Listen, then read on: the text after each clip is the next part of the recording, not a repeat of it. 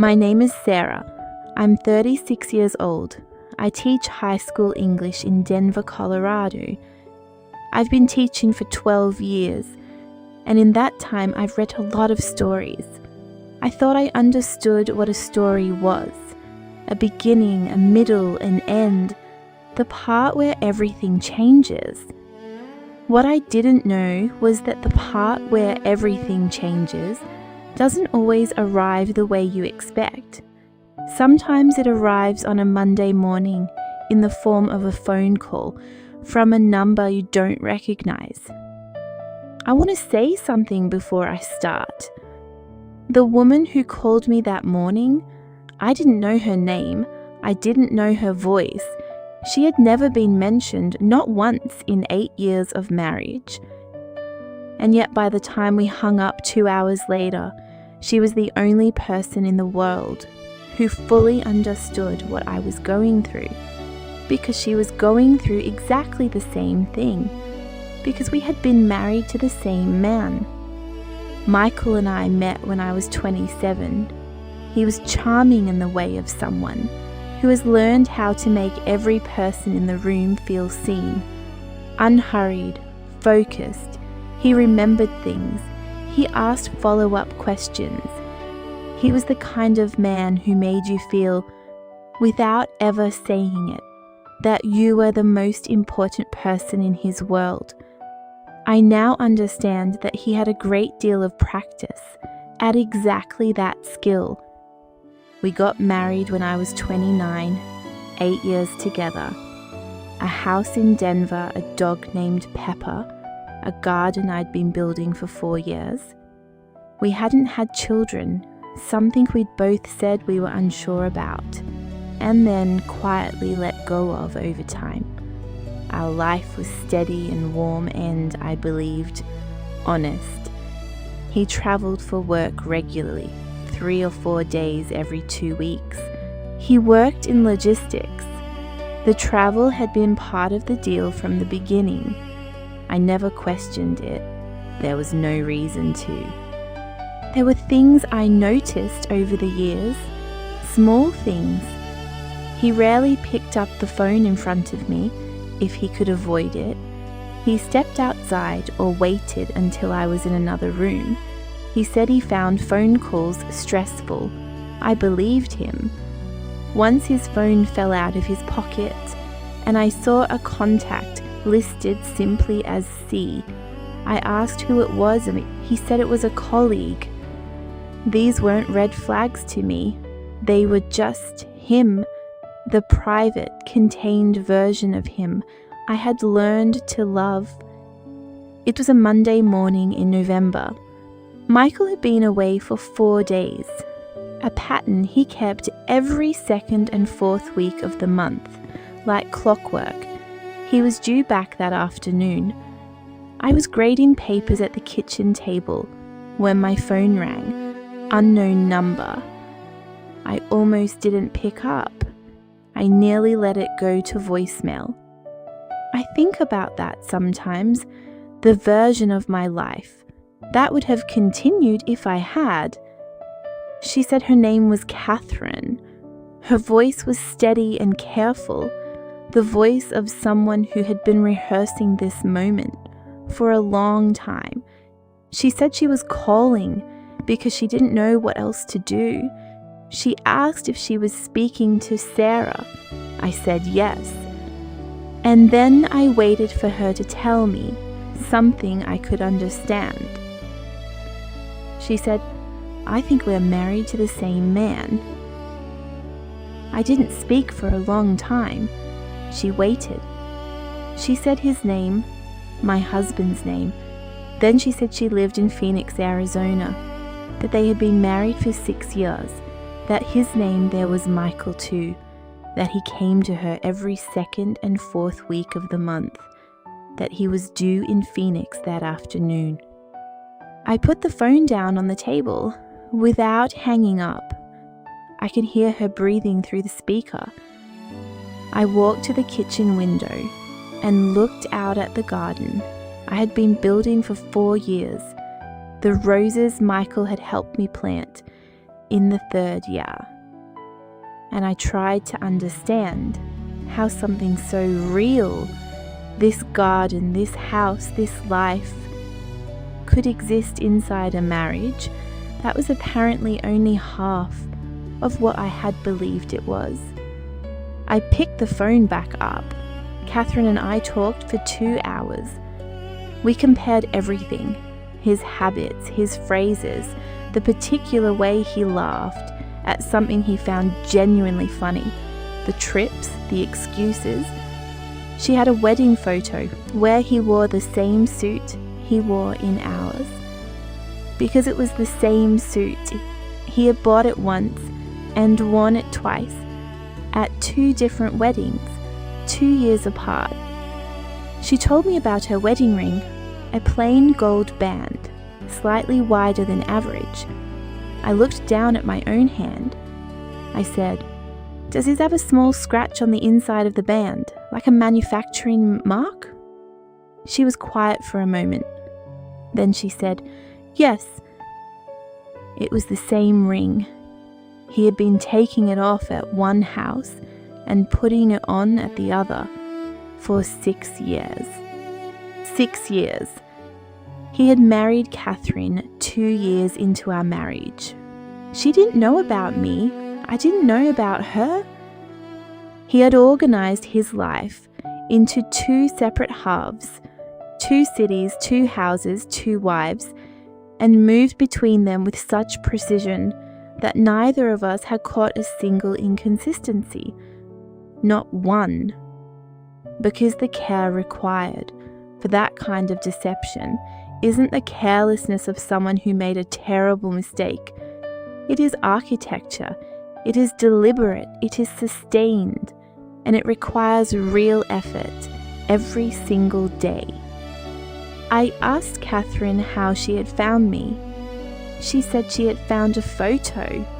Michael had one picture of us on his phone, our wedding photo, stored in a folder she'd stumbled across when his phone was left unlocked. She had spent 3 weeks deciding whether to call.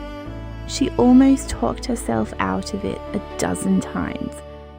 But she had a 6-year-old daughter, and she needed to know the truth before she could figure out what came next.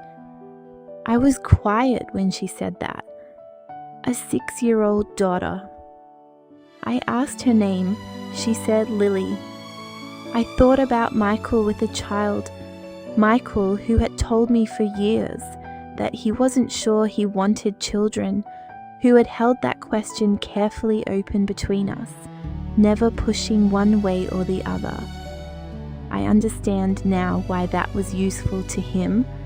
An unresolved question leaves no record, makes no demand, closes no door. He came home at 4:30 that afternoon. He walked in through the front door, set his bag down and said, "Hey, I'm back." I was sitting at the kitchen table. The phone was face up in front of me.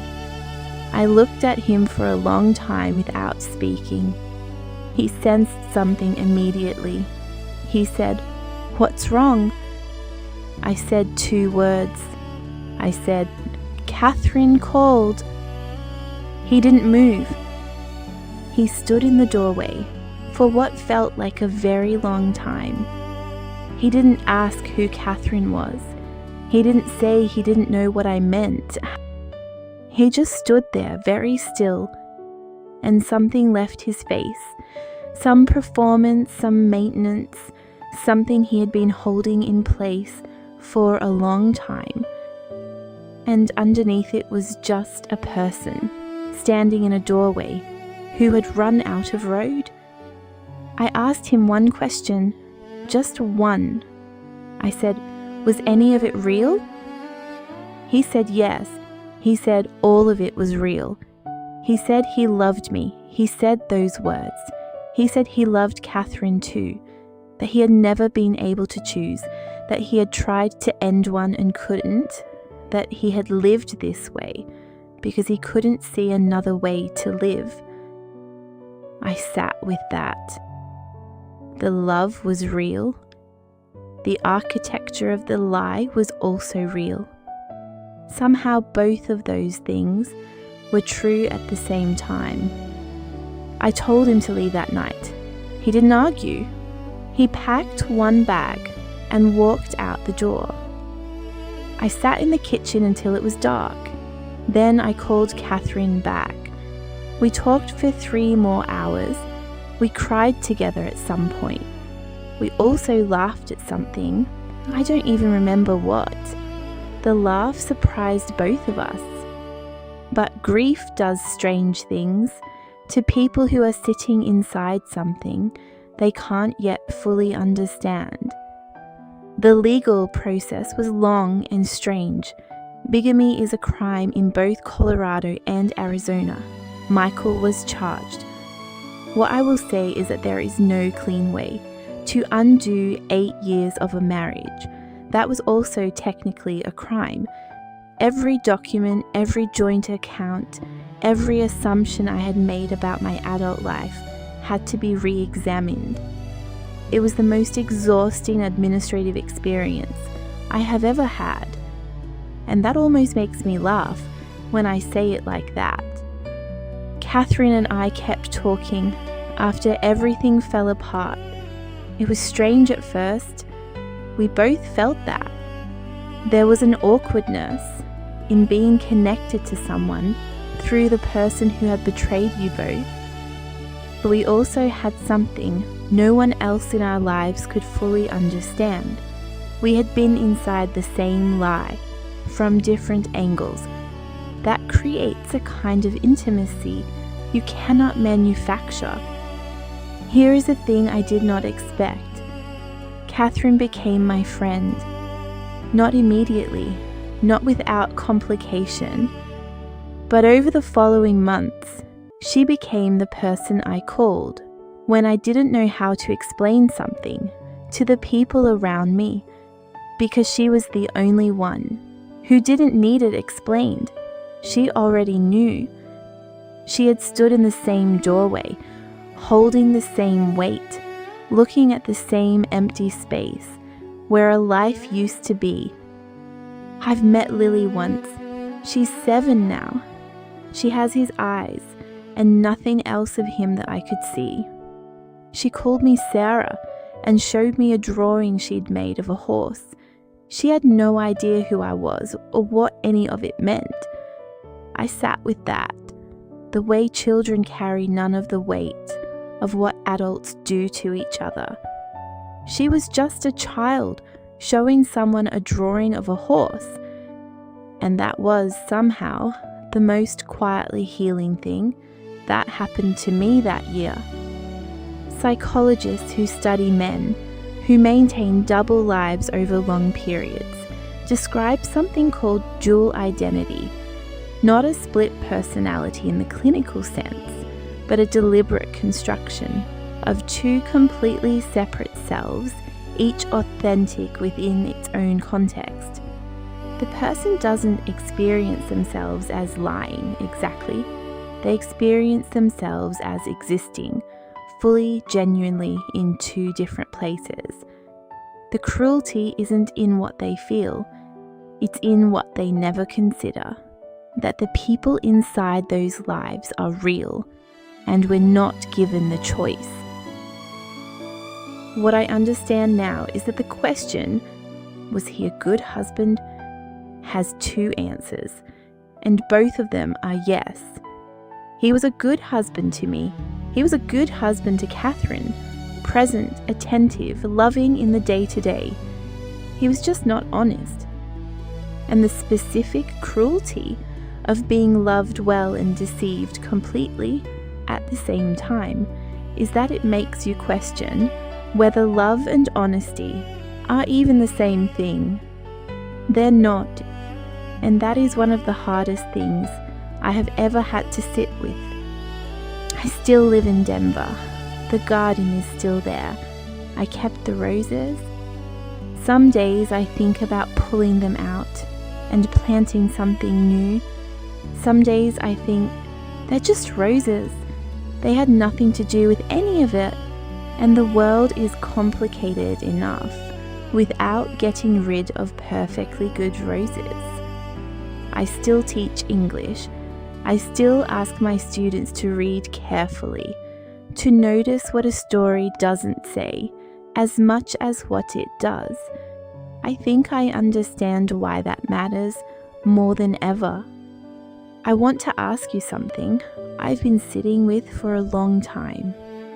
When you love someone, really love them, how much of that love is for the person they actually are, and how much is for the person you believe them to be?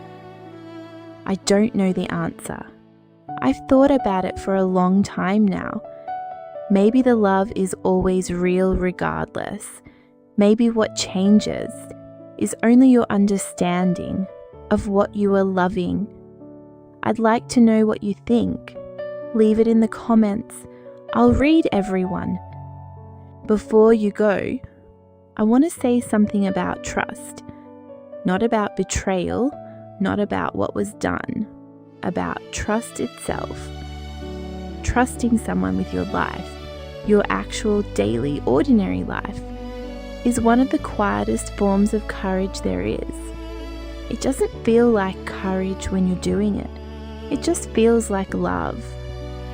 And if someone took that quiet courage and built something secret inside it, that is entirely, completely on them. Your trust was not a mistake. It was a gift.